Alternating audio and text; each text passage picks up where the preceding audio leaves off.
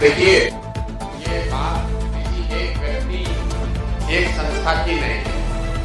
बिहार में जो कानून के रक्षक हैं, जिनके कंधों पर ये जिम्मेवारी है कि कानूनी व्यवस्था बनी रहे, कैसे वो लोग सरेआम कानून का उल्लंघन कर रहे हैं और किसी परिवार का, किसी व्यक्ति का, किसी संस्था का जो प्रॉपर्टी है, जो मेडिकल कॉलेज है, उसको न सिर्फ कब्जा कर लिया, उसको 25-30 बरस से अपने कंट्रोल में रखे हैं। और ये उस दल के अध्यक्ष हैं जो चाल चरित्र चेहरा की बात करता है। ये वो दिलीप जायसवाल हैं जो बीजेपी के अध्यक्ष हैं और साथ ही राबड़ी देवी के मुंह बोले भाई भी हैं।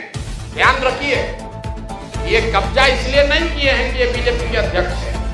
ये कब्जा इसलिए कर पाए हैं कि हमाम में सब नंगे हैं। ये सारे नेता एक साथ मिलके, जिसमें राजद के लोग भी शामिल हैं और जिसमें भाजपा के लोग भी शामिल हैं, सुबह शाम राजद का नेतृत्व तो ये कह रहा है कि हम लोग भाजपा से लड़ाई लड़ रहे हैं। और भाजपा का अध्यक्ष, राज्य का अध्यक्ष, उसने एक सिखों के कॉलेज को जबरदस्ती कब्जा किया हुआ है।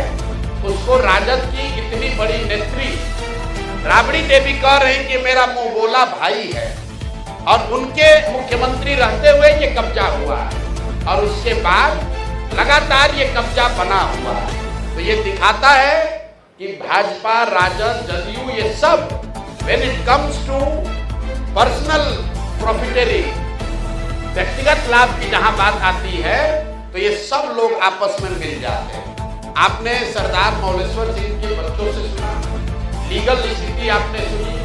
भाई, जो व्यक्ति उस कॉलेज में क्लर्क भी बाद में बने, पहले जो लोगों ने कॉलेज को शुरू किया उसके हेल्पर थे, फिर कॉलेज में क्लर्क बने, फिर उसके बाद वहीं पर एडमिनिस्ट्रेटर बने, फिर उन्होंने ट्रस्टी जो था उसी को हटा दिया, खुद ही मैनेजिंग ट्रस्टी या डायरेक्टर बन गए, अपने बेटे को ला दिया, अपने बहू को डाल दिया और जो लोग भी ओरिजिनल बनाने वाले थे सबको हटा दिया।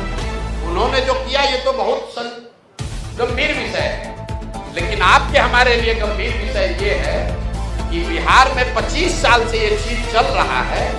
आज तक न किसी ने आवाज उठाई, न उन पर कोई कार्रवाई हुई, न उस आदमी को कोई डर है, बल्कि वो आदमी क्लर्क से बढ़ते बढ़ते अब भाजपा का यहाँ का अध्यक्ष बन गया। ये कैसे संभव है? ऐसा नहीं है कि बीच में मामला उठा नहीं है। एक व्यक्ति राजेश शाह की इसमें संदिग्ध हत्या भी हुई है, उस पर केस भी हुआ है। उस परिवार के लोग मुख्यमंत्री के दरबार में नीतीश कुमार से आकर मिले हैं।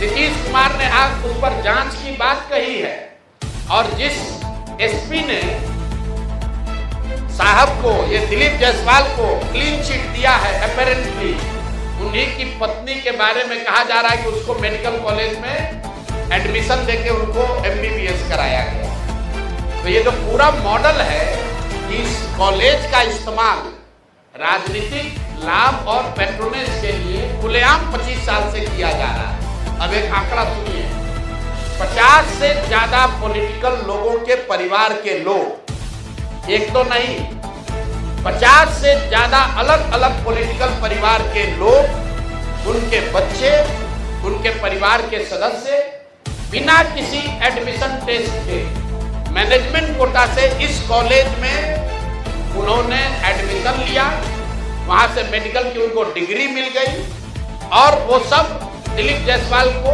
बचाने और मदद करने में लगे रहे।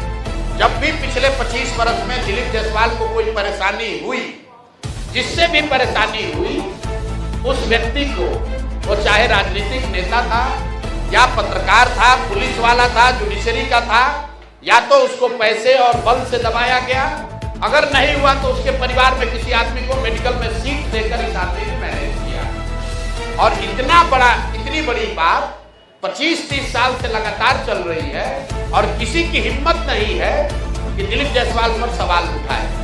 तो जन सुराज ने तय किया है कि हम लोग इस मामले को न सिर्फ उठाएंगे बल्कि इसको समाज में जनता के बीच रखेंगे। जैसा गिरी जी ने बताया, इसकी लीगल लड़ाई लड़ेंगे